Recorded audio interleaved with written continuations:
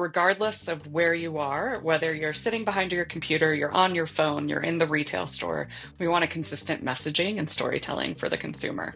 I think as the apparel industry continues to progress, there is a ton of opportunity here to be more efficient and to optimize. So, as we are looking at the future, what I would love to see, and I don't have in my world today, is looking at how do we drive personalized content creation that is consistent across all of those touch points. And that's one of the things that I'm really interested in as I learn more and more about AI. I'm Sarah Nagel. I've spent my career leading research and product development within some of the world's largest brands. And I'm Chad Reynolds. I'm a serial entrepreneur and founder and CEO of Verve.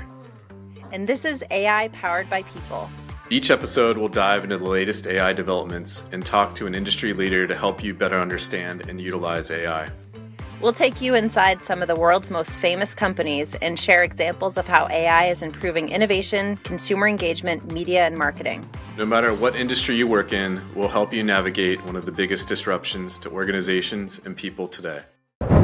Hey, Chad, how's it going? I'm doing good. I think I'm still stuffed. I don't know about you. From Thanksgiving? Well, I don't get that stuffed. As you know, I don't eat turkey, and I don't eat a lot of the stuff. What did you have? Like just I made a bowl? What I got? What? I was gonna say just a bowl of did you just forage? Just a bowl of oats. I don't in really eat. I made a mushroom pot pie. That's a vegan mushroom pot pie. Oh, that's right. I remember you talking about the pot pies. The pot pie. Yeah. My mom asked me to make it, so I made the pot pie. And what else did I? My dad takes out parts of the potatoes so I can make them with my own stuff, my own butter and whatever. Oh, you're the one. You're the one that has a separate everything. I don't ask for it, but they love me so much that they do it. So yeah, I do have the separate stuff at the a end of separate the oven. table. No, I don't have to go separate oven. You had your own table, just you? No, I was at the end of the table. It was just but I just had my stuff with me. Well, but I made it and people ate it. I used your homemade maple syrup. And? It was amazing. It's good, right? Yeah. From the trees here in the great state of New Hampshire in my yard. That went on the turkey. Is that okay? Really? Yeah, Did I you did do a maple turkey butter. And waffles? No, I did maple butter with sage, rosemary, a bunch of stuff. And Yum. Yeah, it was good. That sounds really good. Well, for those that love turkey, that sounds wonderful. Yeah, sounds really good. Yeah. All right. Just wanted to remind listeners, if you are a listener, please subscribe and wherever you get your podcast. Reach out to us if you have any questions about agents, about AI. If you have a guest that we should speak with, just reach out to us. Our emails are in the show notes. Or if you want to talk to Sarah about pot pies, apparently this is a common theme. I'm always here. Welcome to fall. Welcome to fall. I'm here to talk about maple syrup, pot pies, leaves, raking, whatever you like. Anything, I'm here for you. Anything in the Pacific Northwest or apparently the East. Northeast. I'm all about it. So today we're going to be talking about agents again. So for the last couple of episodes, we've talked about consumer persona agents. Last week, we talked about innovation expert agents. This week, we're going to talk about a new group of agents that we call brand companions. And brand companions are basically bringing your products to life. So thinking about the products that you create as brands, the experience that you create, we can make them talkable. And that's what we're going to talk about today. And we're going to have on Annie Short, who currently leads the global women's merchandising for the North Face. And it's going to be a fun episode. It's going to be, I don't know, Chad, if you want to talk about, it's a little bit different than normal. Yeah, normally we have people come on and talk about their experience with using AI. This is going to be a little bit unique in that we've prepped a couple things ahead of time for Annie to react to. We have obviously a lot of use cases around consumer personas that you can talk to if you're in insights and innovation and build new ideas. But this one was a little bit more around, well, what if you could talk with one of your products? So if you're a consumer and you're in the store and you could scan a code on your product and learn more about it. Or after you purchase it and come home, if it's like running shoes, you could scan your shoe and start to get some feedback and how to personalize getting started with running. So there's all different kinds of ways that we think kind of product agents or could serve as brand companions. As Sarah mentioned, we've been working on these different kinds of categories of agents, and with brand companions, we wanted to create a companion that hopefully Annie and maybe many of us that are listening along are familiar with. So you'll hear during the interview, we shared a QR code with Annie. The QR code took her to the Nupsy, which is one of North Face's most famous jackets. You probably have one in your closet right now. And gave her a chance to interact with Nupsy, the brand companion, to talk a little bit more about product features, the story, kind of where it came from. And so we wanted to brainstorm some ideas around what this could do, both for kind of merchandisers and marketers, inside of brands, but also to consumers like you and I who love product stories. So part of this interview is going to be just a fun curveball brainstorm around some of these ideas. And, thank you, Annie, ahead of time for just being up for this kind of experience. So stick around for the interview. And come check us out tomorrow night, December 4th at Smart Design in the Brooklyn Navy Yard. So this is kind of a crazy week. We're in a couple different places this week. We're going to be in New York. You're going to be in Chicago. We're going to be kind of all over. In New York, yeah.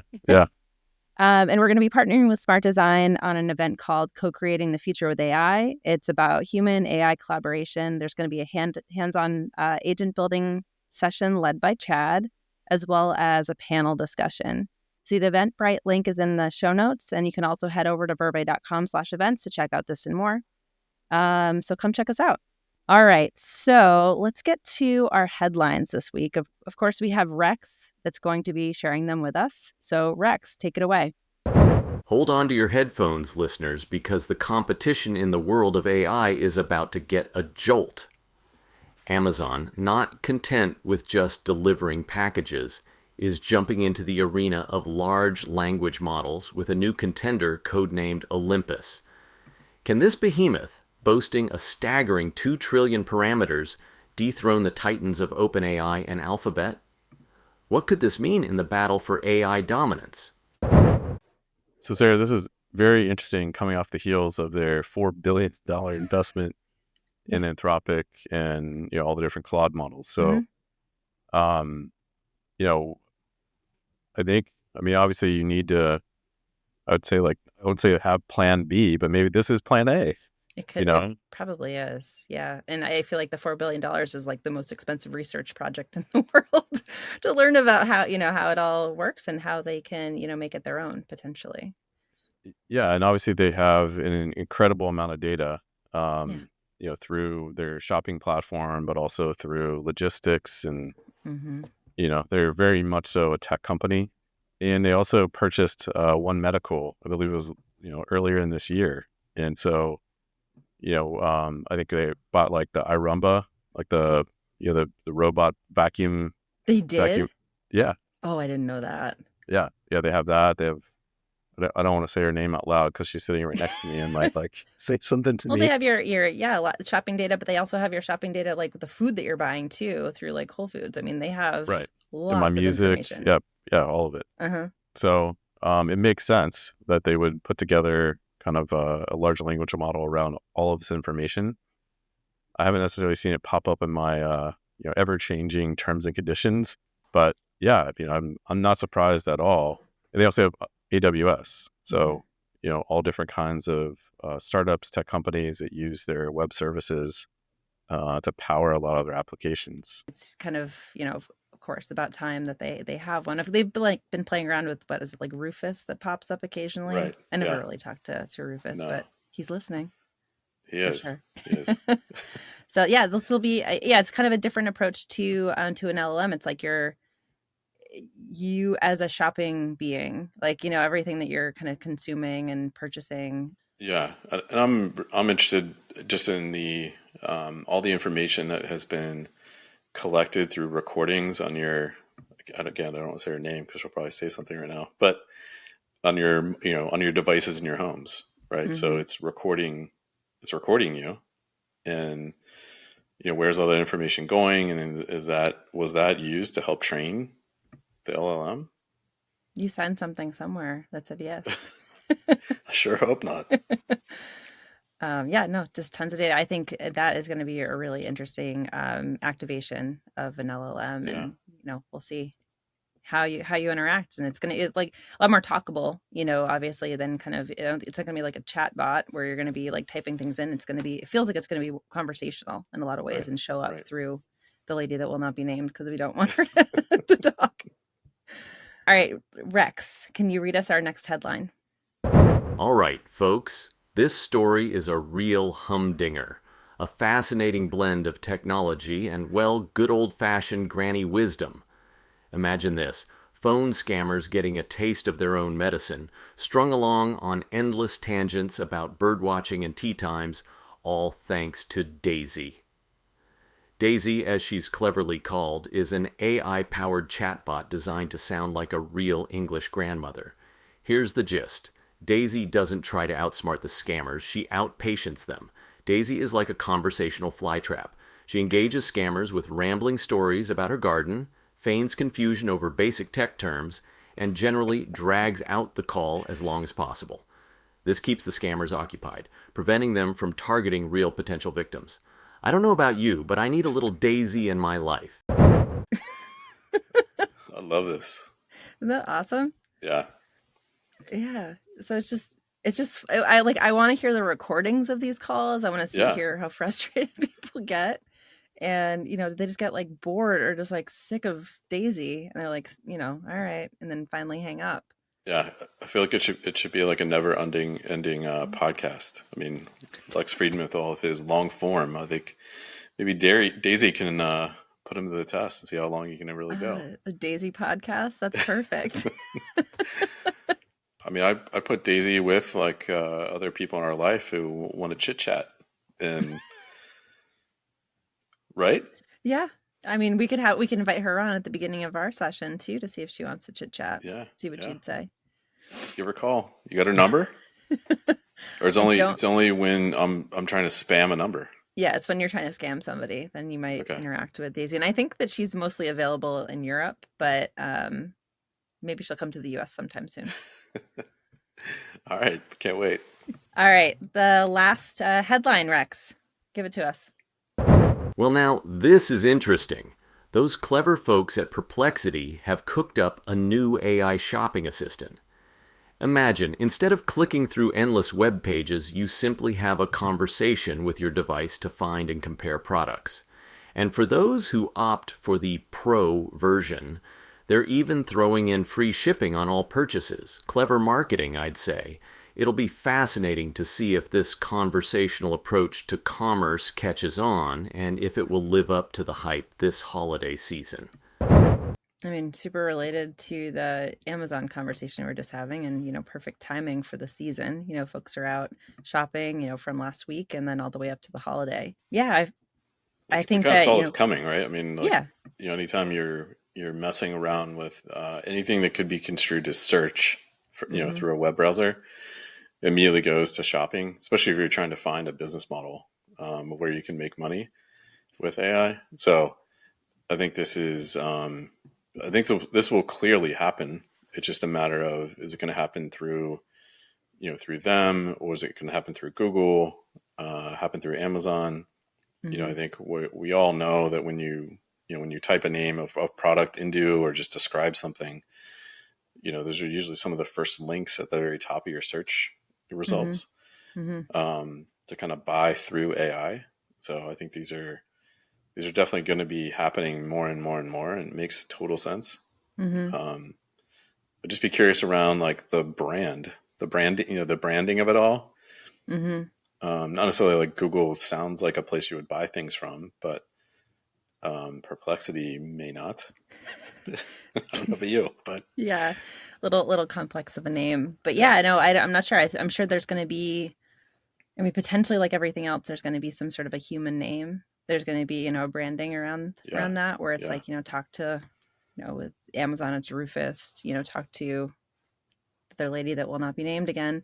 But like, having conversations with that agent to talk about, purchasing decisions. And, I wonder if, folks will get to really what they need. Maybe it will just be interesting to see how it changes like shopping behavior when you're having a conversation, at home or Right. like outside of the store about, the products that you're looking for, like what that looks like. Obviously, it seems like they'll suggest things you may need or in addition to the thing that you're looking for. So there's going to be like lots of potential for upselling for brands as well through that experience. Yeah, I mean, I see the big innovation here, around like even just the like brand websites. Is like, obviously you want them to kind of own the experience because if you can share, this is kind of the epitome of brand loyalty, where if you can share all of your preferences and size and all your outfits and your style and how you describe yourself, all those different kinds of things within each brand, they can immediately contextualize their site specifically around you. And it still racks my brain why this hasn't happened yet. Because if you go to a brand website, it's literally a needle in a haystack trying to find things. And in a world of AI, you just want to talk to the website.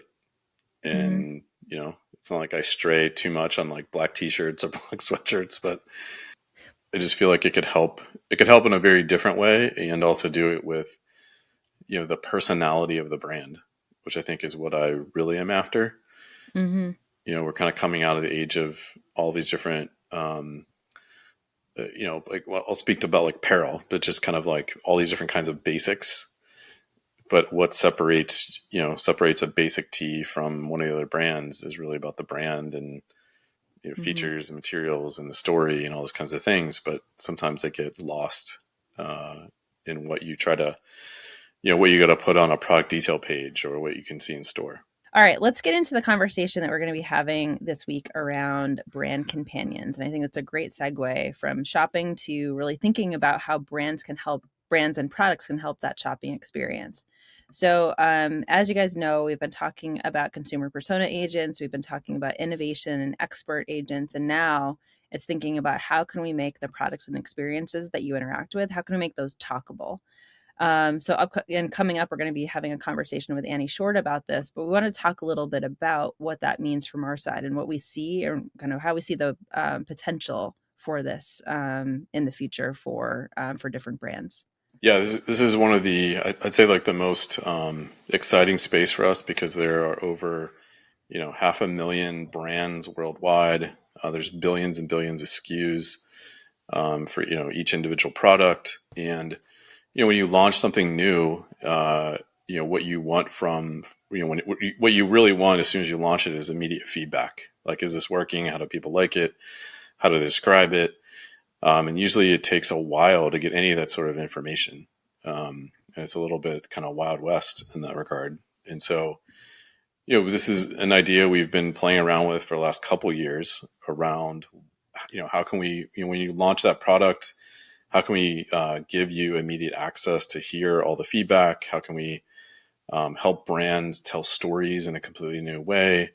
So we see a lot of new opportunities for brands and products to really invest in this space. So we're going to be sharing the Nupsy jacket from the North Face, and it's also going to be the verb that shows up in Annie's conversation as well.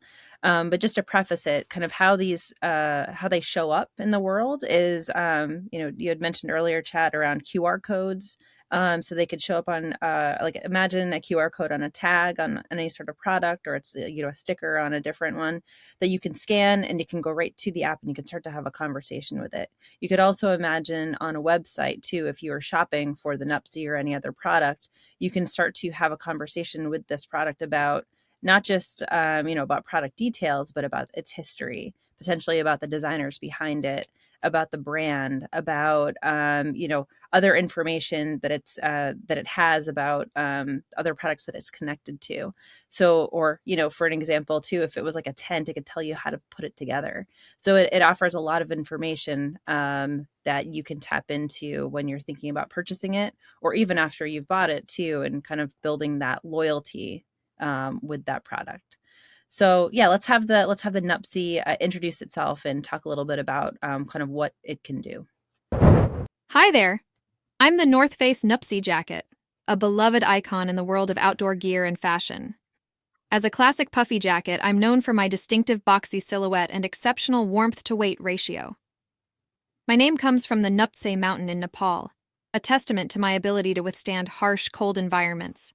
I'm filled with premium goose-down insulation, which makes me incredibly warm yet surprisingly lightweight. My durable water-repellent finish helps keep you dry in light rain or snow, and my versatile style means I'm just as at home on city streets as I am on mountain trails. Now, beyond being just a fantastic jacket, I'm also a verb. I'm here to revolutionize how you connect with your customers. Imagine turning every product into a living touchpoint with your audience. Through a simple QR code, I transform routine interactions into meaningful conversations, giving your products a voice that speaks directly to customers' needs. The magic lies in real-time data collection. Think about knowing exactly what features your customers love, which colors they're drawn to, and how they're actually using your products, not just how you think they're using them. This means you can deliver increasingly personalized experiences, product recommendations, and content that truly resonates with each individual customer. I also identify collaboration opportunities and spot trends, helping you stay ahead of the market. What sets Verbs apart is our scalability and integration potential. We're data points in a vast network of consumer insights, contributing to a bigger picture of behavior and preferences. Ready to turn your products into powerful brand ambassadors that gather insights, build relationships, and drive innovation?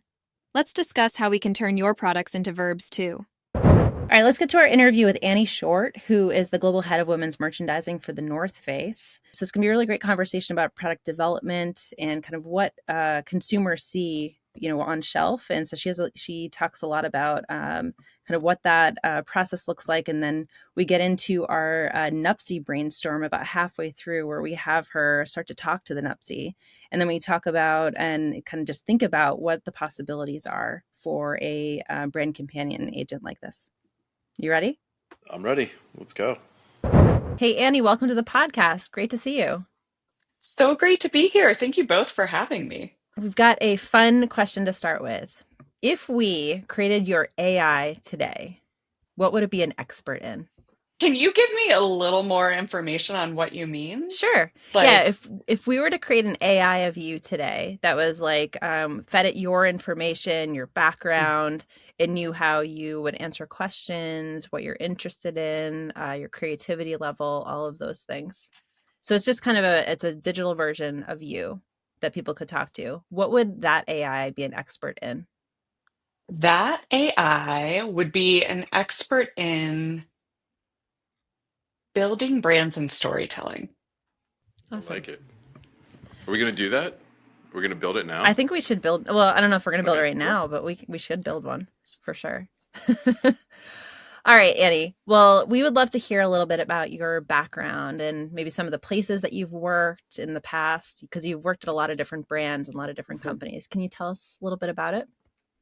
Sure. So my background has really been rooted in product, whether it is apparel or footwear, or even in some instances, tech product as well. And kind of the red thread that has taken me throughout my career is looking for opportunities to drive an impact and solve consumer problems. So I originally started out in merchandising at LL Bean quite some time ago.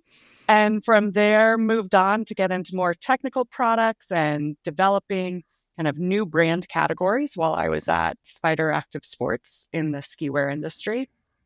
And then took a new adventure to go to Land's End in Wisconsin, which was a new spot for me, and really had the opportunity to drive new categories of business and to bring the consumer more front and center in all of the work that I do, and figure out the unlock of what are consumers looking for, why are they looking for it, and then how can we as brands and as companies bring that to them and really service a need there.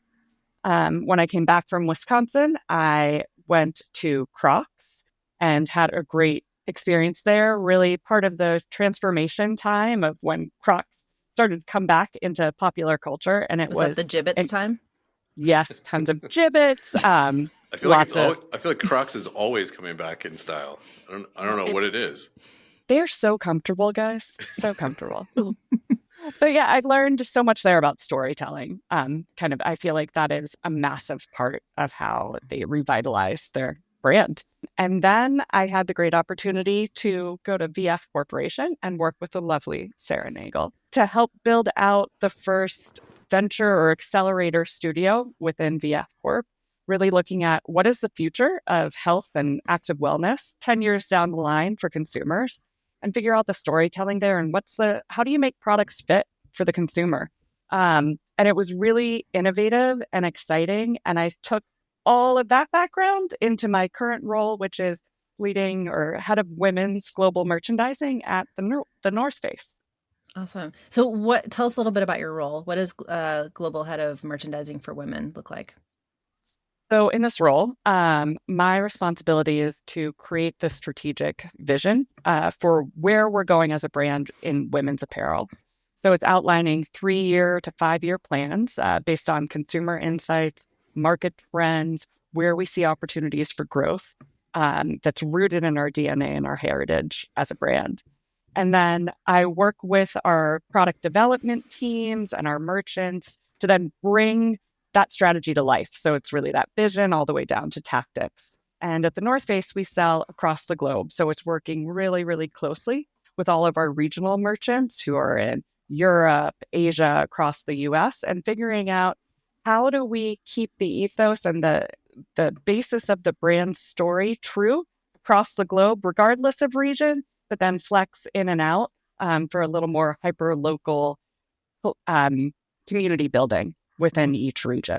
The North Face is such a kind of global, wide appeal brand. What role does consumer research play in product development and some of the merchandising decisions that you're making? Totally. So it plays a huge role. We are a consumer-led company. So the consumer is at the root of every decision we make. And how we stay close to the consumer is, of course, talking directly with them. So doing insights and research and focus groups, all sorts of things to get in front of the consumer in real time. We also do a lot of work around consumer insights at a macro level. So what are the purchasing behaviors that we're seeing? What are the trends in the market as far as fashion trends to category trends to even, climate trends and how that affects the products that we are building.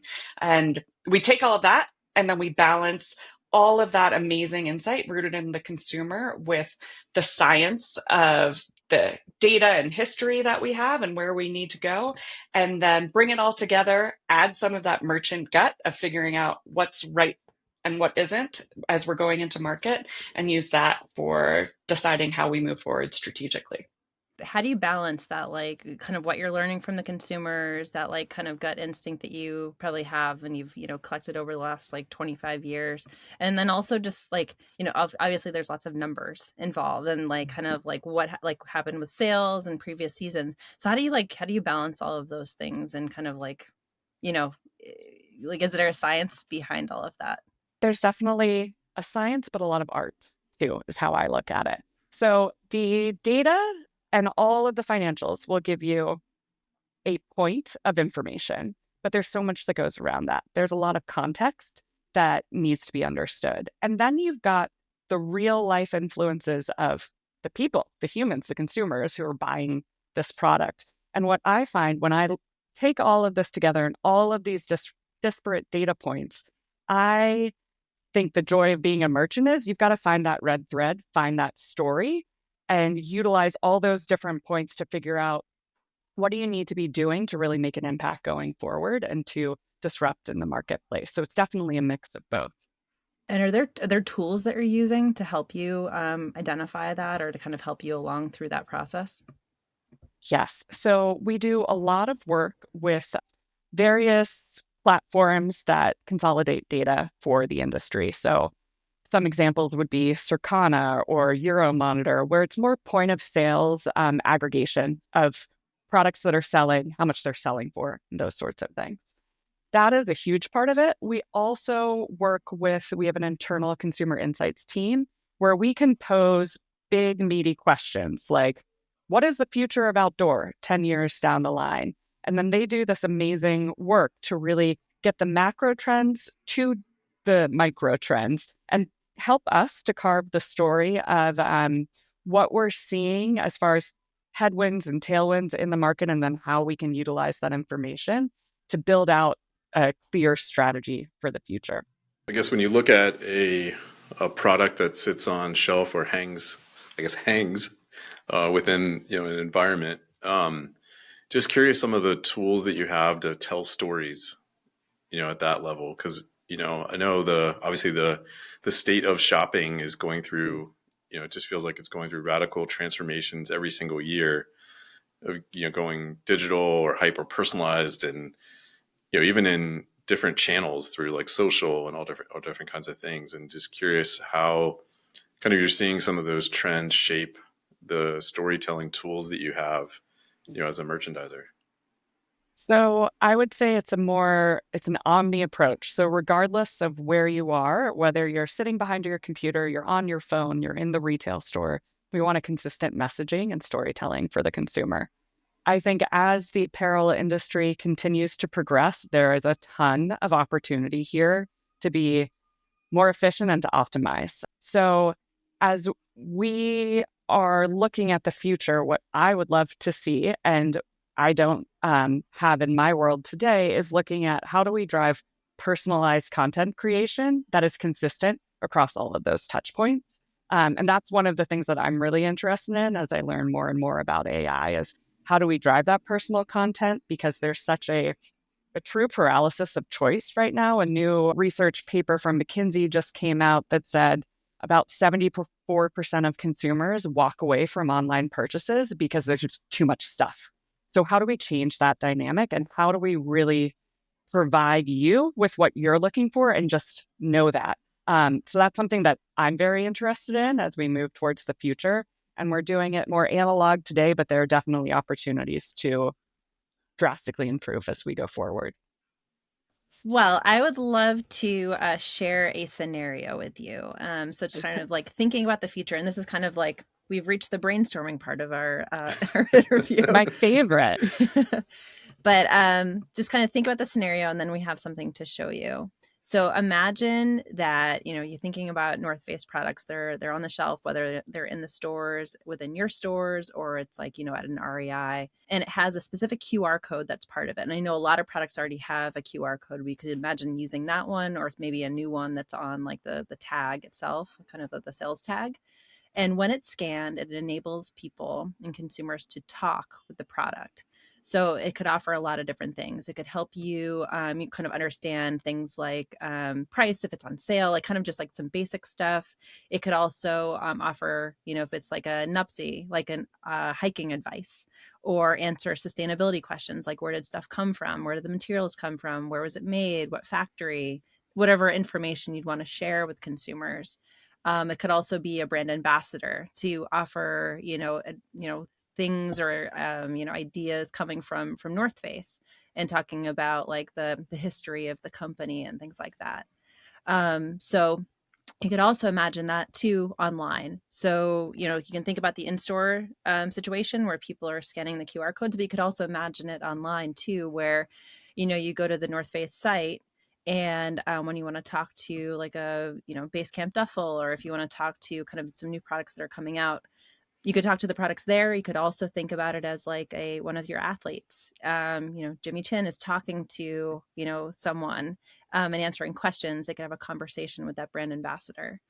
So just new ways of being able to connect, but giving the products a voice for you to think about like as an ambassador, but also potentially loyalty in a way. We've been running a bunch of experiments around this, and products have such an amazing story that goes into them that, sometimes the end customer, just kind of picks up a product, looks at the price and, kind of like the couple bullet points, and then puts it on, and then kind of, leaves.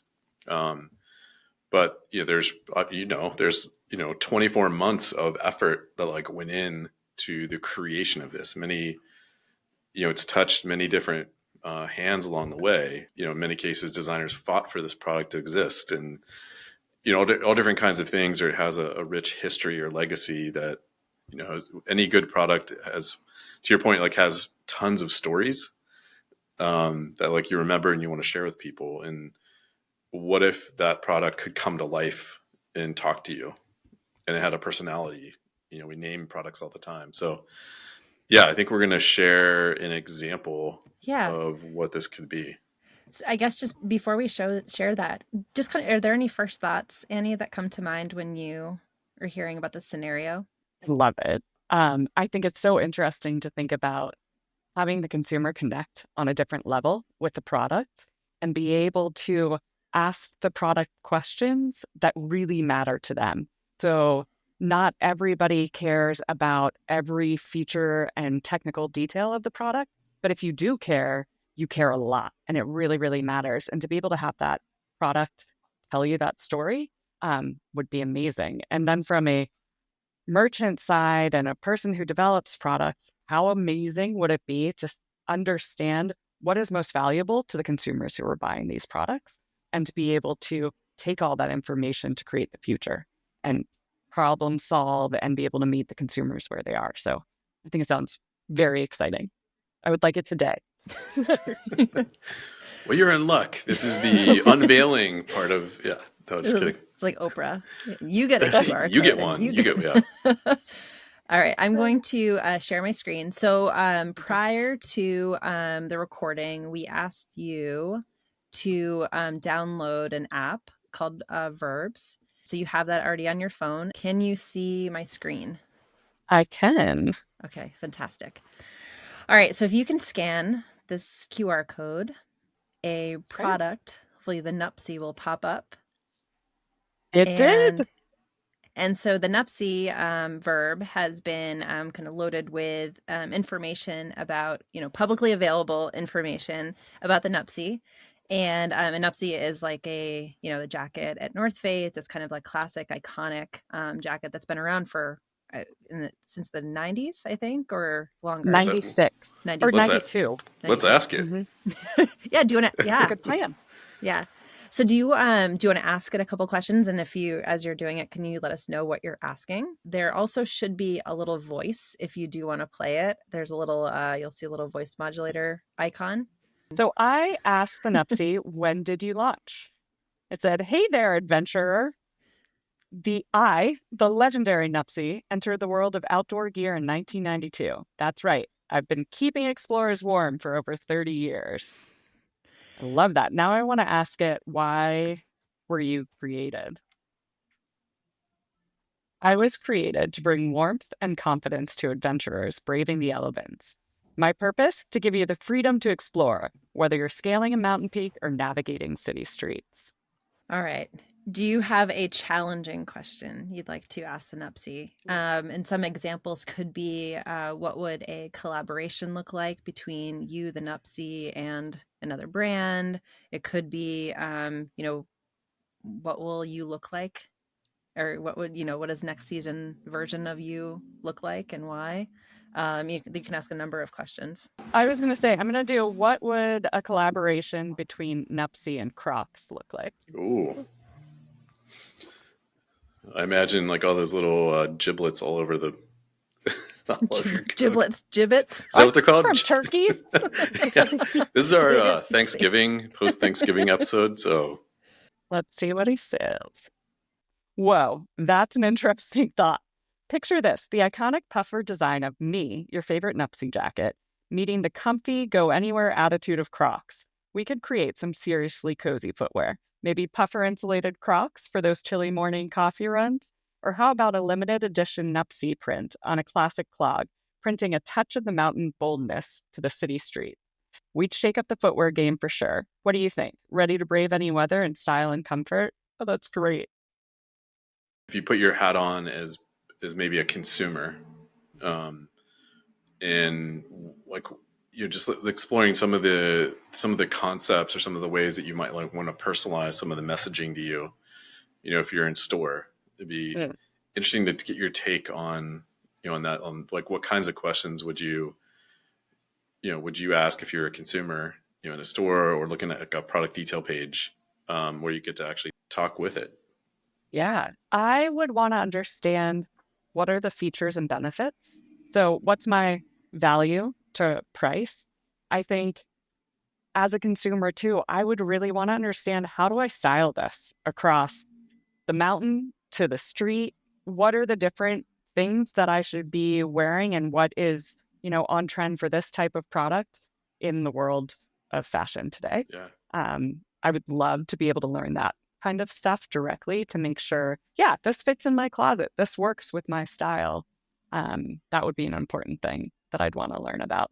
And then probably the history of the product, just because I love that type of thing, of understanding what's the story here? Why was this created? What makes it special? For me, that makes me really connect with the product a lot more and much more loyal to the product and the brand. What do you think about, assume like maybe some of those moments where kind of like in the buying journey, and then you go home, now you have it. What are maybe some moments that, like, as a consumer might be interesting for it to notify you and start to ask you questions? Yeah, I would. So thinking about outerwear with the Nupsy as an example, I would love for it to kind of pop up in my phone and say, hey, it's going to be 32 degrees today. Make sure to wear me, or something of that extent, kind of reminding me of use cases throughout my journey, because I've purchased this great jacket and I want to make sure I'm getting all the wear out of it that I can. I might also want notifications of, hey, you've had this Nupsy for X number of years and they just launched a new one. You might want to check it out because you've worn this so many times and you love it. You might like the new thing. Those sorts of things I would love to be notified about. One of the things I was thinking about too is, like, you guys have a really cool program called North Face Renewed. And the North Face Renewed is about kind of like the some of the used products that have been, and kind of brought back to life. There's some potentially some interesting, like, even deeper stories about consumers that could be woven into that as well.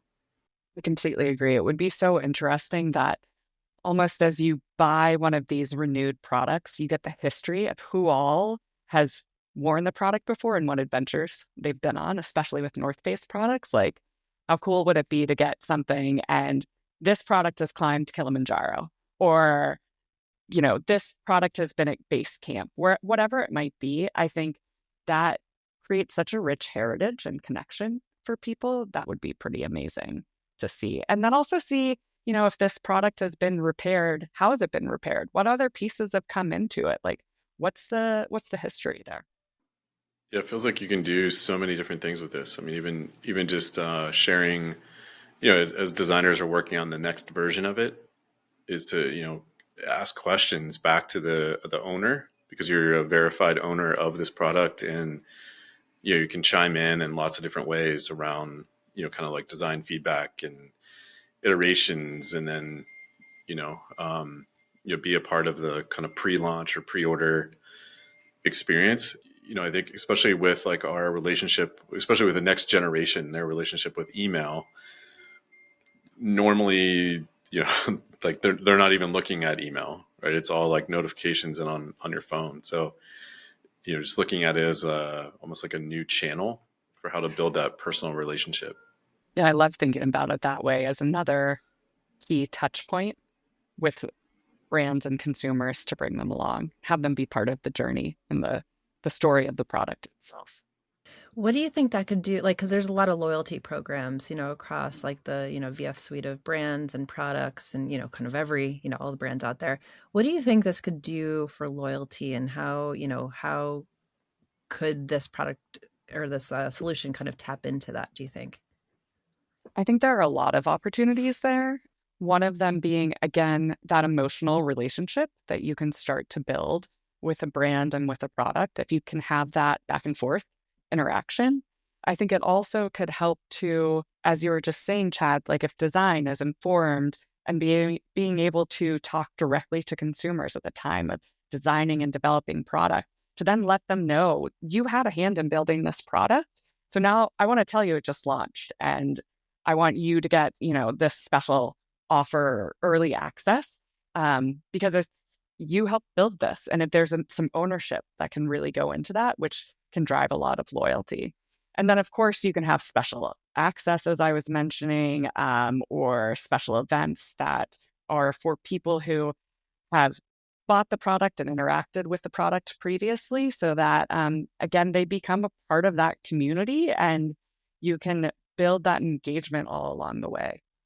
Also feels like, so there's the consumers that are part of that process and they know that they've been part of it too. It also could be a really cool way to highlight the designers and the merchandisers, the folks that have put all like their heart and soul into these products over the last couple of years too, and showcasing some of those stories. Or there could be like potential opportunities to see them, see the actual people and kind of see how they're working, all connected through this through this QR code. Because every year, I remember kind of working there where I felt like every year there's another tag.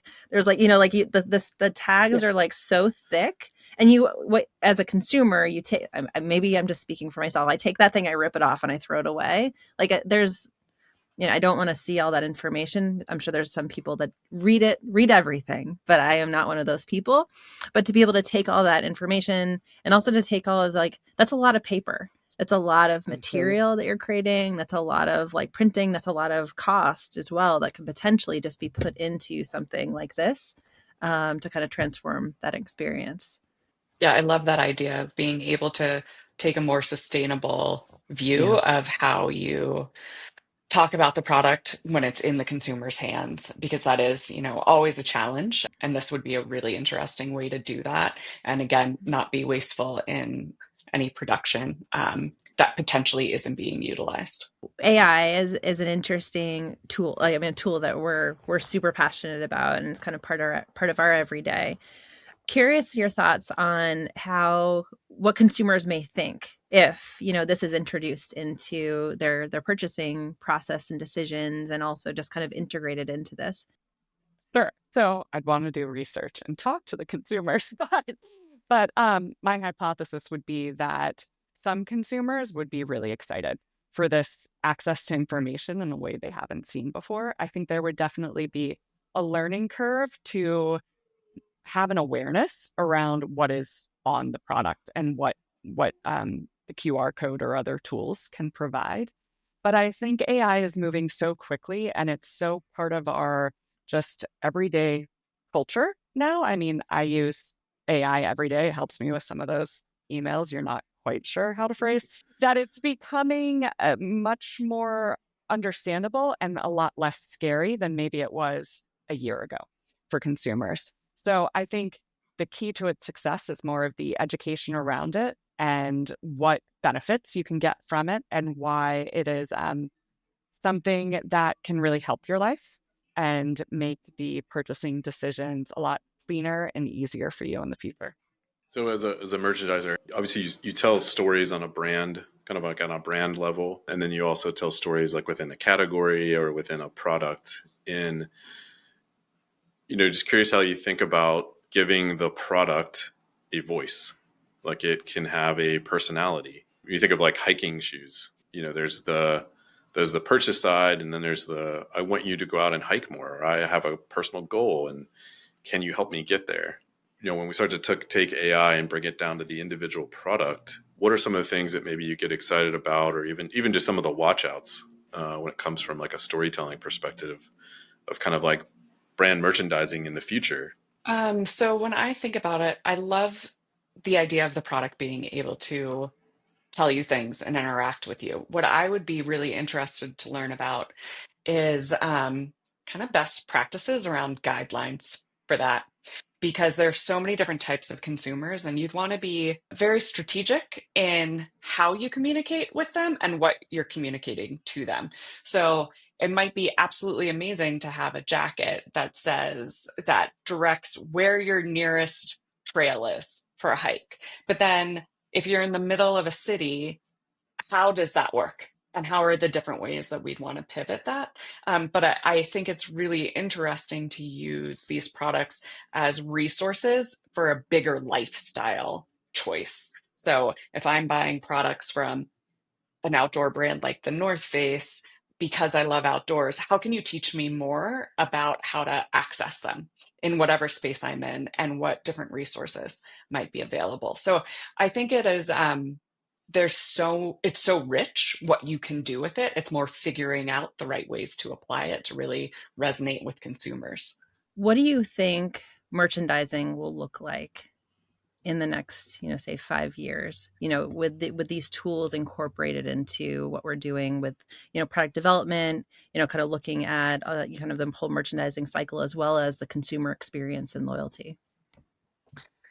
I think merchandising will become more and more strategic and innovative because the more we have these resources available to us, the more data points we have, and we have to find what's that red thread that resonates with the brand heritage and the design DNA and what our consumer needs, and how we want to bring it to market. So I think all of the innovation around AI is going to give us more tools to be able to be more disruptive, honestly. I think it's going to be a really exciting time, and that it's going to be so personalized, but in a way that is still operationally efficient because you can personalize to the actual consumer at their moment of consideration and not have to have a very tight collection or assortment that you're offering to limit choice to make it a lot easier for consumers to navigate.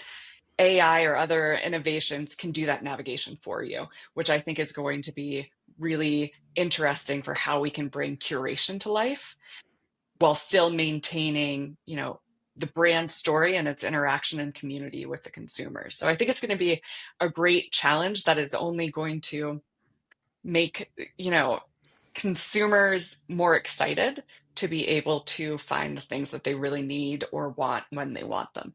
Annie, is there a product in your life today that you wish you could talk to? Oh, yes, I'd love to talk to my big Le Creuset Dutch oven and ask it what I should make every night. Yeah. And if it could order my groceries for me so they were already there, and then I just make the meal. So what if I it would love could? that. Yeah. Then I would do that for sure. Yeah, I would love it because I absolutely love to cook. But I don't always love figuring out what I should cook. Yeah. So that would be something awesome. I mean, it just kind of brings to mind all these different integrations that AI can enable, kind of like we always talk about the perfect time to give feedback is while you're holding the product and while you're using it. Good. And I mean, that's really where you come up with, ideas and ways to make it better or how you might want to personalize it. Focus groups were always kind of this like, try to remember what you thought, when you were using it, as opposed to like that moment of truth when you're using it and like, oh, I wish I could do this. And, AI has such unique capabilities then to, if it was on that Dutch oven and like they're, providing, the voice is providing like different menu things and like, this sounds great, order it, and do the integration with like Kroger or whatever the store is in your area. It's like, great, they'll be here in 2 hours. And it's just, those are all things that may have seemed very far away, but it seems like we're getting closer and closer to doing those things like right now. I want you to talk to your Le Creuset. That sounds awesome, especially around the holidays. The French voice. Right? Oh yeah, the French. Oh, you can yes. give it any voice you want too. Yeah. Love that. Yeah. Can you guys do that for me, please? Yeah. On the way. Yeah. Lovely. All right, Annie, this has been really fun. Thank you so much for joining us. Thank you, guys. It's been so great to be a part of this. I really appreciate it. Well, that was a fun interview. I think Annie's wonderful. We obviously worked together before, so I know her very well. Yeah, she's awesome. So I just appreciate anyone who likes to brainstorm and innovate what this brand experience could look like. Mm-hmm. I think AI is extremely exciting, and I think this is one of the big territories that we think can really shape the next decade of how like consumers and brands and companies and commerce and these worlds collide, but in a very meaningful way. So thank you, Annie, for being open to it. Hopefully all of our listeners learned or were inspired by different parts of it. All right. To our listeners, please subscribe. Check us out on the road, verve.com/events. And again, tomorrow night, we're going to be at Smart Design. The Eventbrite link will be in the show notes. Please join us. It'll be really fun. So that's going to do it for this episode of AI Powered by People. This show is produced by Steve Berkowitz and brought to you by Verve. Thanks for listening. We'll be back next Tuesday.